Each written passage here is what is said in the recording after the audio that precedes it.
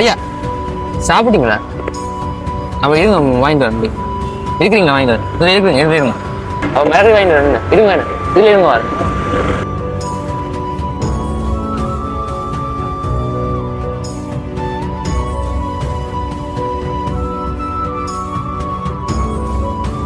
மிளகறி சாப்பாடு இல்லையா? அப்போ ரோல்ஸ் அங்கே இருந்து சாப்பிடுங்க. மத்தியானம் சாப்பிடுங்க.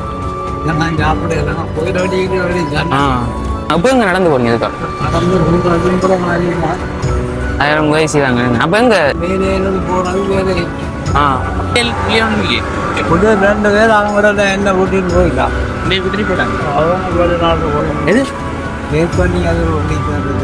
தேர்தல் ஓகே தேர்தல் ஓடிங்க. சரி எப்படிங்க வாரம் போய்